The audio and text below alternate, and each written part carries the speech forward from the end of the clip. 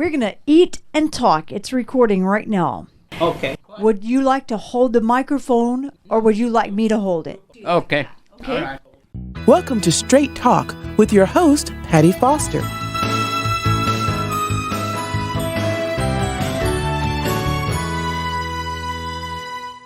With me now is Rosa Blum, Holocaust survivor, and she and her husband Ossi were some of the founding members of the Holocaust Museum of Dallas. Rosa, let me simply welcome you. Thank you for being a part of my interview program today. Thank you very much. It's an honor to be here, and I hope we'll be able to reach as many people as I can. Maybe my story will give them a little hope, courage, and energy for life. Because that's just all I'm looking for, and that's all I live for. And I'm grateful to be here and be part of the United States of America. That's a beautiful blessing you've spoken on the listeners and the viewers at the very beginning of the program. Thank you. So, Rosa, talk to us, take us back in time, and tell us, how did Hitler's plans and his agendas, how did he affect you? What did it do to you? What happened? What I think it happened somehow his plan was different and it worked different. It worked. He did destroy 6 million people, but out of that 6 million, something good came out of too. Because for me to survive and to live and to be happy, I had to remember one thing. Through him, because of his injustice and what he did to the Jewish people and to all the humanity, Israel was born in 1948. It was born in Germany, on his land, something he wanted to keep always pure. And instead of being pure, it became the ground of future generations for other generations to come. And in Augsburg, Germany, Israel became a country. And through that, I feel it was a big price to pay for what we received. But in every gain, there's a loss. And in every loss, there's a gain. What were some of the things that you gained? What were some of the things you lost? What we gained is we suddenly realized who we are and what we are capable to do. And we out of the ashes, we gathered ourselves together. I lived normal with my husband 60 years in the United States. I came to the United States for reasons of my own. There was a reason why I had to come to the United States. I didn't went to Israel. I intended really to go to Israel, but I didn't. I came to the United States. In the United States, I met my husband, and I was very happy for 60 years. I lost him last year, March the 28th. He passed away after 60 years marriage. It was very happy. We were both the same age. He was 20 when he got married, and I was 21. We lived together. Very happy through all the 60 years. Out of the 60 years, I had 5 children. 2 children, 2 boys and 1 girl passed away in birth. And out of there, I was able to learn to have 2 normal other children. I have 2 boys, and they are living a normal life right here in the United States. Well, tell us about your life, Rosa. How old were you when all of this horror started to your family? By 13, between 10 and 13. 14, I was already in Auschwitz. And Auschwitz, I was not old enough to work, but the crematorium door closed in the front of me. I was in the outside door when the crematorium closed. It was a very hard pill. I battled with Mengele. I wanted to go in. I couldn't. The doors were locked. So he sent me to go to work. And so he hit me over my head. He brain damaged me from it. But I think you should know that. Yes. I got brain damaged on my left side. My left hemisphere has been hit. It's not noticeable when you talk to me, but it's noticeable in my everyday life. I had to learn to work around it. I didn't use it as a handicap. I never looked at it as a handicap. I looked at it as a weapon to survive, an instrument that I survived on. Was there a story, Rosa, about your hair? And when you had gotten off the train, tell us something about your hair, and it was down and you wanted to put it back up or something. What was that story? As the train stopped, my grandmother looked outside. When she looked outside, everything, it was such a serene place. It was an Auschwitz-Birkenau. It was a very serene place. On one side, the gypsies were playing. On the other side, an orchestra was playing. And everything, if you go into a result area, nobody accepts you the way they did. I mean, they were really putting up the red carpet for us. And my grandmother looked out, and I had long hair. My hair was, you could sit on it, that's how long one. I had 2 ponytails on 2 sides. And my grandmother said to me, she says, you know something? Let's comb your hair. I didn't comb it for 4 days. And I said, okay, Grandma, let's comb my hair. So I undone my hair, and as soon as I undone my hair, the door opened up. And you all can imagine how the door, the fresh air, when it came in, for 4 days and 4 nights, we gathered all our waste in pots and pans. We were in a kettle train, and the train didn't have any water or toilets. So we gathered it all in pots and pans, and so you can imagine the odor that it took place in that area. And when the door opened up, everybody just pushed, and I got pushed out. When I got pushed out, my hair was floating in every direction. So I told my grandmother, you know, Grandma, I cannot go like that. I have to tie my hair up. She said, go ahead and find a rope and find something to tie your hair up. I said, okay.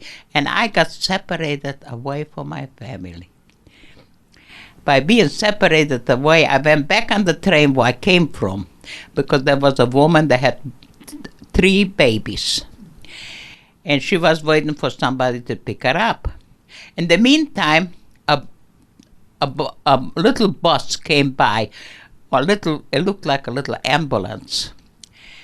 And when it came by, it had a Red Cross on one side, a Red Cross on the other side, so it was kind of, you would call it more an ambulance. And when they opened up the back door, it was full of corpses.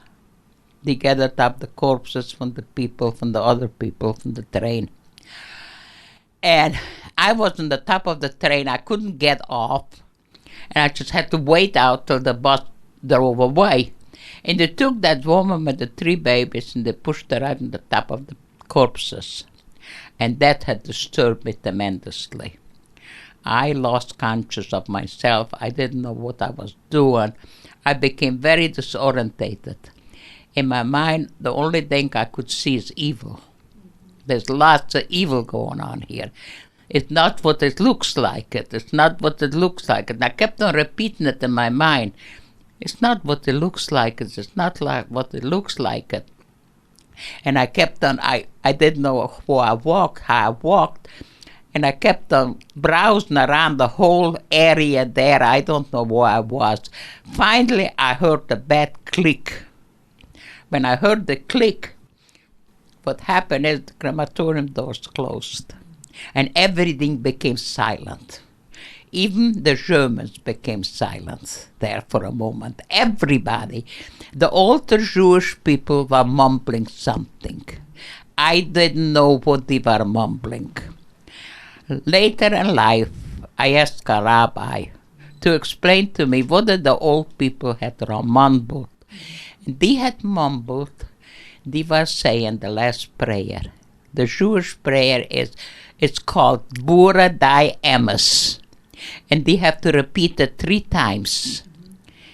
And that's the words. In Hebrew, it's called Bura Dai Emes. And you repeat it 3 times after a dead person. And what it means in English, God, even in death, you are righteous. And that's what the older people were mumbling. In the meantime, I wanted to get into the door. Mengele ran after me. And he said to me, he says, you are chosen to go to work. And I said, but my parents aren't there. He says, but you cannot go there. And he pushed me over on the working side. I turned around and I smuggled myself back to that door.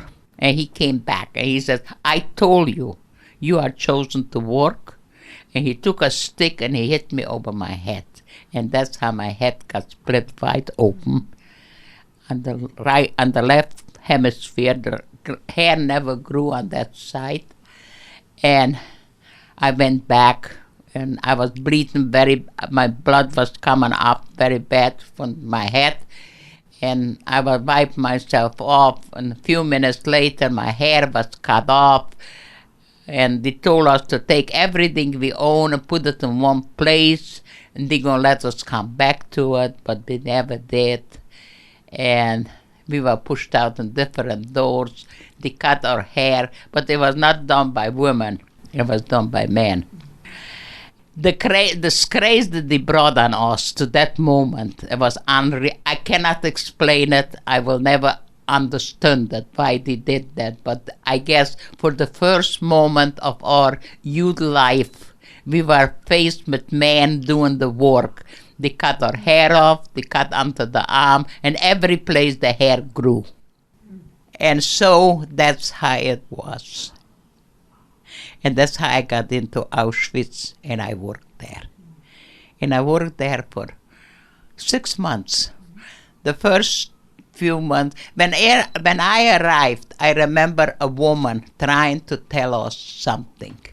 But she was so sophisticated. Maybe if she would tell it to me today, maybe it would make sense. But to the moment she was telling me that time, it didn't. It's just when you work, when you're sick, you're not sick. She was giving us a very indifferent situation about the whole thing. She tried to put something across us, but we were too young to understand it. Instead, that we condemned her. And I think in some ways some of the people tried to help us and didn't know how. It's not an easy place to be there or be a leader or to be somebody that does work for other people to do the right thing. It's sometimes very hard to explain things. And that's what we were. We sometimes you hear tales, the couple, the this and that, they were bad people, mean people. In their own way they were mean, and at the same time they wanted to help us and didn't know how. Sure. After you were there, tell us about when did you leave? What was your last time like, your last day like there, and how did everything happen that you were released? I was not released from Auschwitz. Okay. I was working in the kitchen in Auschwitz.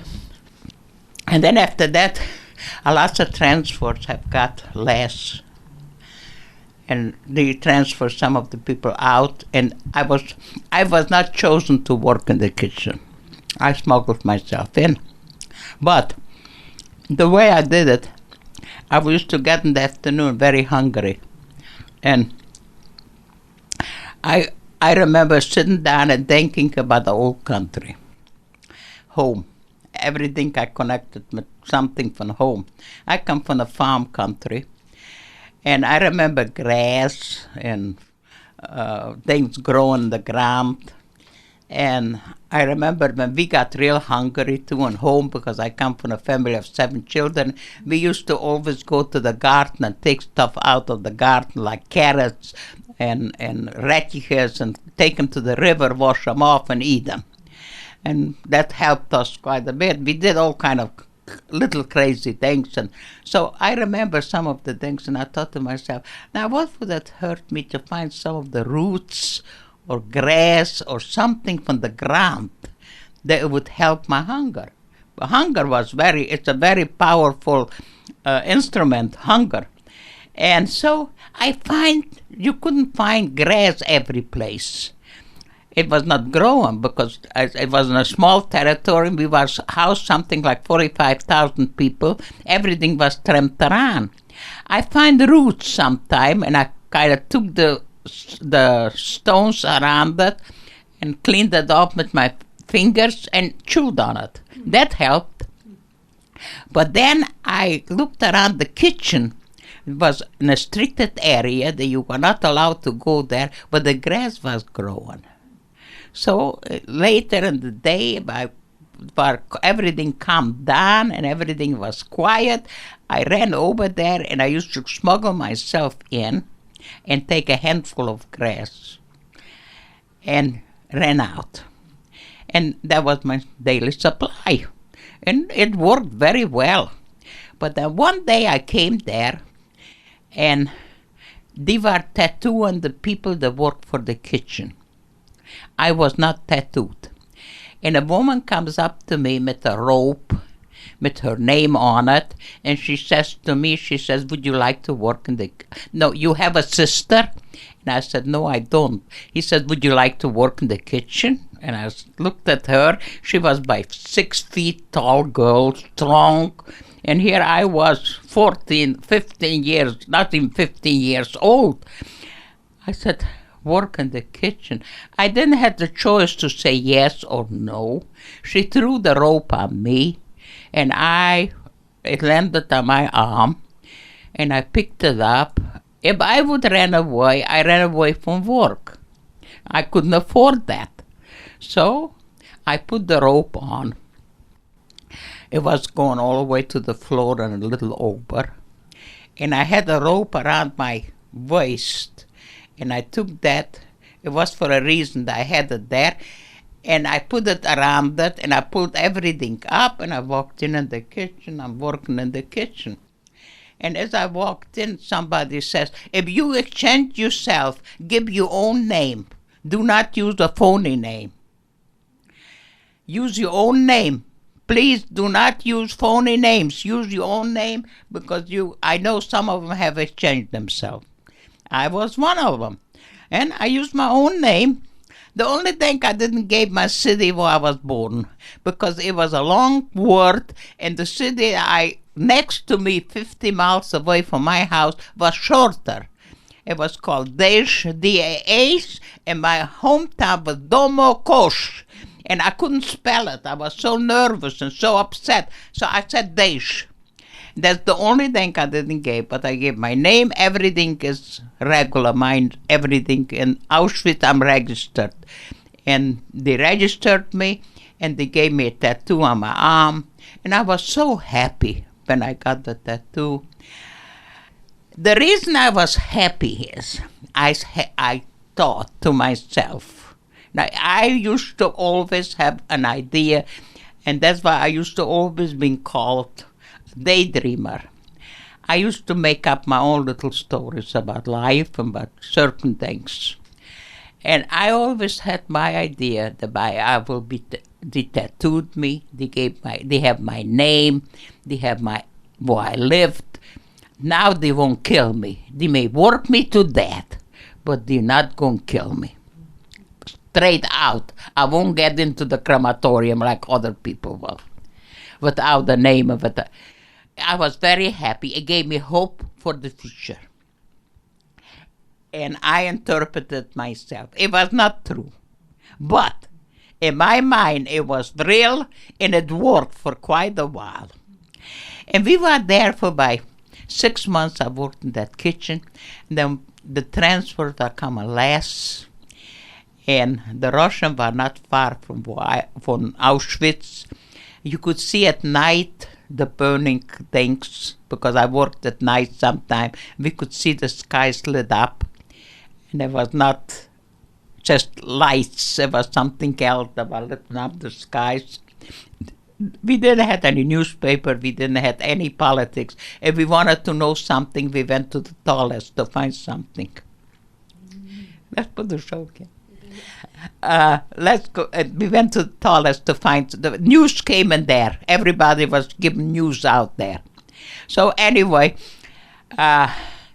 we saw that at night, and so so they came one day and they said they need 200. Now, if they took away 200 people, you were all right. You went with that transport. If they took out 300 people, it's okay too. If they took out 1,000, you stayed away. Because 1,000 meant they could go to the crematorium. So we were well trained already. We already find out a lot of little loopholes what other people in the camps didn't know, because we worked in the kitchen. We find out a lot of things that other people didn't. And so always when you saw a big transport, you stayed away. You only went to little ones. So one day they came and they said that they want to choose 200 girls from the kitchen girls, to take them to to Germany, to work in a munition factory. And I told all the girls that, let's go. Let's get out of here. I think it's time to go. And I went out with the last transport from Auschwitz on a train. I didn't dare march. Right after me, it was already late in the fall. Right after me, people had to march by foot. They were taken out by foot. But I was lucky I went out with the last train from Auschwitz. How old were you? 15. Not even 15. The war ended the following year. And I was liberated by the 4th Army, Eisenhower's army, sometime in May. It was more, I think it was May the 1st that part got liberated. I didn't get liberated. We were left in a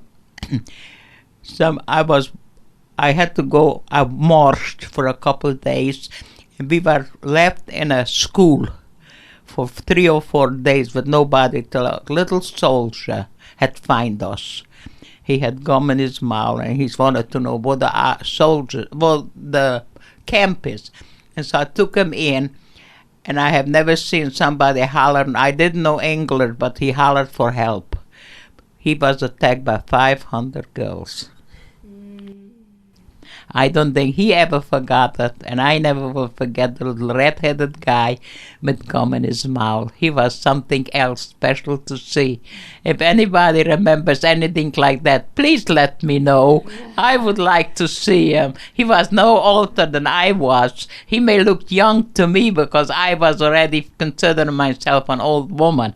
For a long time there, instead of me being 15 and 16, I never looked at myself as being that. I worked so hard and I had such a hard life that I looked at myself older. I never even realized I was so young. And the war ended in May, and I became 16 the following August. That's how old I was when it happened. But I didn't look at myself that. I was looking at myself in the 20s because I was created to look myself old. So now years have gone by, and Rosa, you and Ossie were among the founding members of the Dallas Holocaust Museum. Tell us about that.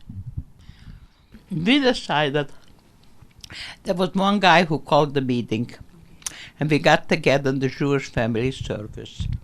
He was called the founder, but we were the same people that got together. We all got together, but same people mainly donated money.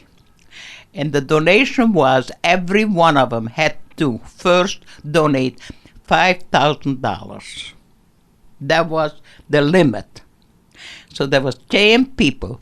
These told us like this: the one who can afford more, give more. The one who cannot afford more, give 5,000. That was the limit they had. And we were the one of the 5,000 of the chain people that donated $5,000 or more. My husband did, I don't remember, more or less, but we donated the 5,000. That was a standard. I cannot call what, there was some of them that donated more, some of them not less, but more. And that's how the Jewish Holocaust Museum started. And the reason we started it, we gathered up together and we decided that we would like to leave something behind for the people to remember us, that we had passed through the city. And we've been here. And we wanted to have a memory for them. As much as for us, too. Well, talk to us and all of our listeners and viewers and everyone listening right now. Tell us about, you are a Jew, one of God's people. Tell us about the way you experience God today in your life. I experience God as a wonderful person. He is not a, I don't know what you call him. He's a God for everybody. He's not just my God. He's everybody's God. Nobody ever see their God. I didn't see mine. We all have the invisible God. And we all have the same one. We may call him different names, but is welcome to do that. It does not matter what you call him or how you pray for it, as long as you pray and believe. And if you really believe strong enough and you wait, you turn, things will happen. And I experienced wonderful things for me. And to the present time, I'm home. I have a broken arm. I was very lost when it happened. I called on one of my friends, and she came. But I was worried about my son. I begged her to help me. And she came, and she brought me a bottle of aspirins. She brought me a bottle of Tylenol. And she brought me a piece of chocolate. I will always be indebted for that much on her. And she listened to me. And I told her, from all the people that I know, I ask if you help me. I need help. I need help with my oldest son. He's deaf, and he needs food. He doesn't work. He doesn't go out of the house. He's completely mute. He doesn't hear at all. And he stays in the house, and I'm worried about him. I guess I scared the poor woman very much.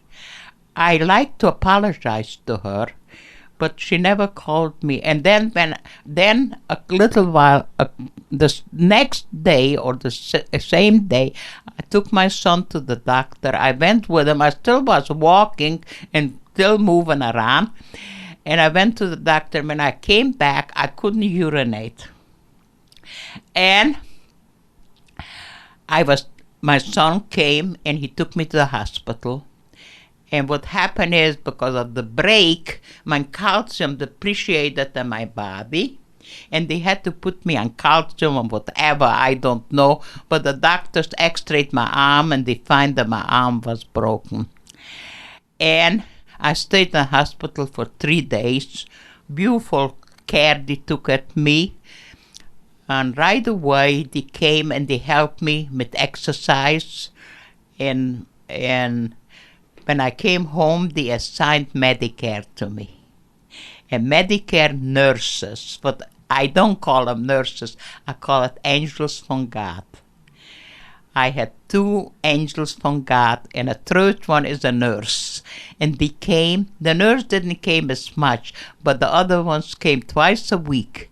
And they help me with my arm. And if everything goes all right, in another week or 2, I'll be able to drive and consume my own work. And I'm so sorry for that woman. I scared her so bad that she never called me back.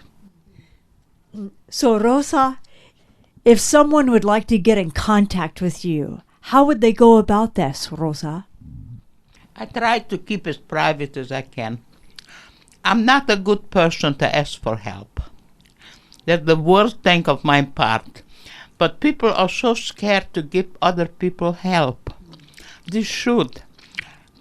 I don't need the money. I never asked for anything financially. No.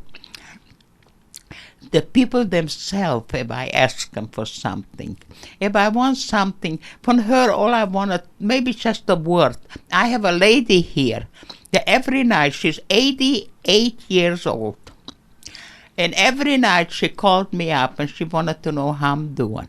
She couldn't come to help me because she doesn't drive at night, and daytime she has her own problems. She's diabetic, she's all kind of diseases that she has. But she needs somebody to talk to once in a while. You need somebody, maybe a loaf of bread, maybe a dozen eggs, or something to bring in for you and the house to have. Maybe ran to the store for something. And I was mobile enough to run with them. I moved around. Because my arm is broken, that doesn't mean it put me out of commission. I still took care of my own chores. I took my own bath. I washed my own hair. I dressed myself. I ate myself with my left hand instead of my right hand. And what I couldn't do with my right hand, I did with my left hand. And I kept on going. And people should help each other just personally. Don't get scared when somebody asks you for help. It's not always what it seems like. Find out before you close the door on people. It's very important that we should entertain each other, and everything that is so important in life is free. It's all for the give and take, and there's no money involved in it. And I don't know why the people always felt that the only reason somebody calls you is because you're up to money. That's not it. In my case, never. Not ever did I want money. All I wanted themselves. And that's what I was always misunderstood. I hope I be able to relate it to people. Help each other. Just personally. And give whatever you give anything you can give, and give it free. And that's very important. That's right. It's very important. Well, dear Rosa, let's wrap up today with just your talking about anything that you want to, closing remarks you'd like to share with others. All I have comment, love each other, honor each other. Everybody should live for each other too. We live so little for each other. It's so important. Don't be in a hurry. Life doesn't run away. It stays with us as long as it will stay with us. Once it's gone, it's gone. You cannot bring him back. I cannot bring back who I love very much, but he is with me still. He died in my arms. I loved him very much all the 60 years. I respected him. He was a grateful man. He always used to say, if somebody stretches out your hand to give him something, give him something, if you can. If you can. And I make sure not to think that I'm just talking off my head. If you can, help him. But if you cannot, because sometimes it can be 100 people will stretch out the hand to you and doesn't need it. But there will be 101 that you missed. So don't miss the one that really needs it. And be careful when somebody stretches out your hand. Help them if you can. If not, move away. But it's both ways. Do not desert them because he reached out to you. If he reached out, take time out a little bit. Give him a little time of yourself and help him. And not financial. Not everybody's asking for financial help. Sometimes we don't even know when we are so confused what we need. We just need to talk and lean at each other and love each other. So on those positive notes of we needing each other, we are wrapping up this segment of Straight Talk with Patty. Rosa Blum, thank you for sharing your story with the listeners. Thanks for listening to Straight Talk with your host, Patty Foster. Patty is a motivational speaker, writer, musician, and has an amazing testimony of God's faithfulness. For more information, log on to www.pattyfoster.com. I really don't know anything else what I can say to help the tomorrow. But the way I was taught is, today is ready cash. Tomorrow is a bonus. Yesterday is a cancelled check. And if we remember the 3 things, yesterday a cancelled check, today ready cash, tomorrow a bonus. And that's what life is all about. Thank you very much.